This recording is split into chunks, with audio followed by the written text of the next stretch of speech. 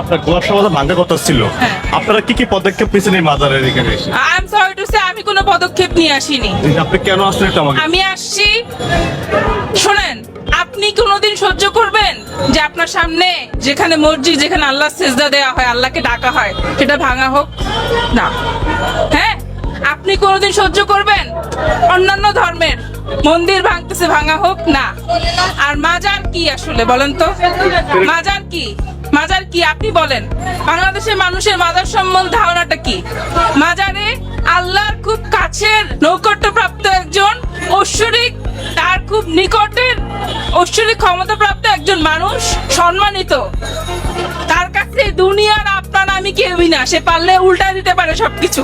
Am I right or wrong? পবিত্র জায়গা নাকি? পবিত্রই না শুধু, এখানে আউলিয়ার সে একজন শুয়ে আছে, সে তার এখানে একটা জায়গা। হ্যাঁ, আপনারা চাইলে তাকে উৎখাত কেন করবেন? আপনার যদি মনে হয় যে হ্যাঁ গাঁজা খাইতে পারে, আমি অস্বীকার করছি না, সেটা সে গাঁজাখোরকে আপনারা দেখেন, তার সাথে কথা বলে সত্যি জাজ করেন সে গাঁজাখোর কিনা, তাকে পুনর্বাসন কেন্দ্রে পাঠান। ঠিক আছে কথা? ঠিক আছে। আর আপনারা যেটা বলতেছেন অনৈতিক কর্মকাণ্ড, গান বাজনা, আমি বলতে চাচ্ছি মানে যারা আজকে বলতেছে যে মাজারে গান বাজনা নিয়ে তাদের এত প্রবলেম, তাইলে আগে ওই বিয়ে শাদীর গান বাজনা বন্ধ করে আসেন, ওটা পাপ বেশি। এখানে গান বাজনা আল্লাহ করে আল্লাহকে ডাকা হয়। সুফিজম মানে বুঝেন? সুফিজম কি জিনিস?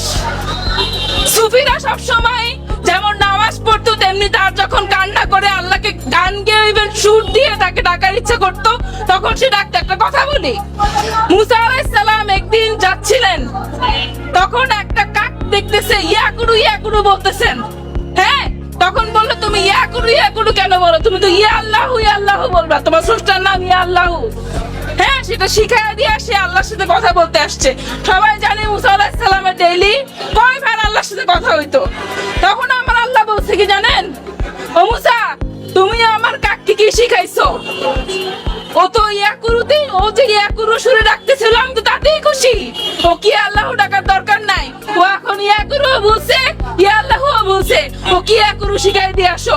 দ্যাট মিন্স আল্লাহ যাকে যেভাবে তাকে ডাকার চাইতেছে সে ডাকুক, আপনারা আমার ক্ষতি না করে ভাই। অবশ্যই তার যদি মনে গান গায়ে ডাকতে ইচ্ছা করে, সে তো মানে খারাপ মানুষকে তো আবেদন করছে না, মানুষকে তো খারাপ গালি দিচ্ছে না, মানুষকে তো একটা ছেলে মেয়েকে তো সে কোনো কিছু খারাপ ভাবে বলতেছে না। কিন্তু এখনকার যুগের যে ধরনের গান আমরা শুনি, অশ্লীল গান, সেগুলো তো সে গাচ্ছে না। তাহলে মাজারে গান নিয়ে আপনার সমস্যা করেন? অন্য স্রষ্টার ইবাদত করা হয়, আমরা সবাই কম বেশি জানি। আল্লাহ কি ডাকা হয়? পবিত্র কি গান বাজনা কি জায়েজ কি আছে কিনা? আমি এ সম্পর্কে একটা কথা বলি, আপনি যত পার্সিয়ান বলেন, যত আউলিয়া, শুধু বাংলাদেশ না, তাদের মাজারে দেখেন, হ্যাঁ, গান বাজনা। নবীজি নিজেও কিন্তু একটা সময় ইহুদিদেরকে নিজের ধর্মে আনার জন্য তাদের সাথে মিশে দব বাজাইছেন, জানেন এটা? হ্যাঁ, কিন্তু শোনেন, গান বাজনা যদি আস্তে ধীরে দব বাজায় হলো, যদি স্রষ্টাকে ডাকেন, সেখানে থেকে সেটা ভালো নাকি আগে সিনেমা হল কিংবা নষ্ট গান বন্ধ করা ভালো? কোনটা আপনি বলেন এবার? আপনি বলেন। কিন্তু সেটা তো পবিত্র জায়গা না। হ্যাঁ, পবিত্র জায়গা বাজারটা, তাহলে এখানে কেন গান বাজনাটা? আপনি যদি আজকে আপনার মনে কষ্টে আপনি নামাজ পড়তে পারতেছেন না, আপনি গুনগুন করে গান না, অবশ্যই গান। আপনি যদি গুনগুন করে একটু তাকে সুর দিয়ে দু চোখের পানি ফেলে তাকে বলেন, আল্লাহ আমার এই কষ্ট আমি প্রকাশ করতে পারতেছি না নামাজের মাধ্যমে, তুমি একটু কবুল করো, এখানে দোষের কি? আর গান বাজনার যেটা বলছেন সেটা হারাম না হালাল ভাই? বাংলাদেশে কিংবা বিভিন্ন দেশে বহু জাল হাদিস আছে, আমরা কিন্তু নন না। আমি শুধু বুঝি মনুষ্যত্ব। হ্যাঁ, আমি শুধু বুঝি যে এখানে যদি তারা গান বাজনা করে আল্লাহকে ডাকে এবং কোনো অনৈতিক কর্মকাণ্ড না করে, সেখানে তাদেরকে বাধা দিয়েন না। হ্যাঁ, আর যদি কাউকে ডিস্টার্ব না করে, লাইক অনেক শব্দ হচ্ছে এরকম তো না। হ্যাঁ, আর হারাম হালাল, এত হারাম হালাল, নিজেরা হারাম হালাল বাইচা চলেন কেউ? আমরা কতদূর হারাম হালাল বাইচা চলি? শুধু কত গান বাজারে হাইলাইট করে আপনি বাজার ভাঙতে চাইতেছেন, এটা তো ঠিক না। আগে তাহলে বড় বড় হারাম জিনিস বাদ দেন না ভাই, তারপর আসেন।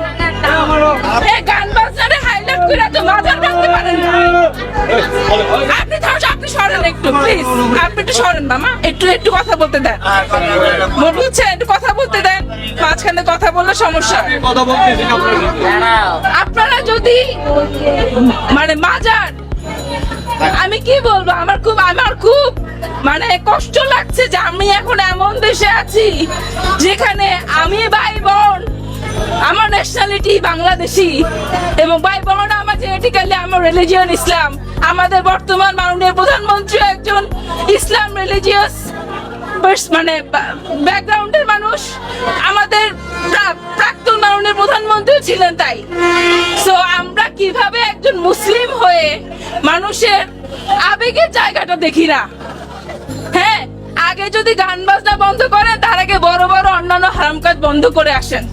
কিন্তু গান বাজনা আর বলছেন কি অনৈতিক কর্মকাণ্ড আর গাঁজা কিংবা এইসব, এগুলা বন্ধ করেন, কিন্তু মাজারে হাত দিলে ভাই চলবে না। মাজারে হাত দিলে কেউ চুপ থাকবে না। হ্যাঁ, কারণ আমি একটা কথা বলি, আপনারা অনেকে হয়তো বলতে পারেন মাজারে সব পাগল এসে ঘুমায় থাকে। আমি এটার উত্তর দেই, একটা মানুষ যখন পাগল হয়ে যায় তার ফ্যামিলি তাকে দেখে না।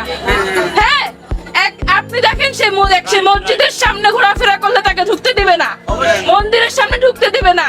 সে তার একটা জায়গা খোঁজে, এখানে এসে বসে থাকে, ঘুমায় থাকে।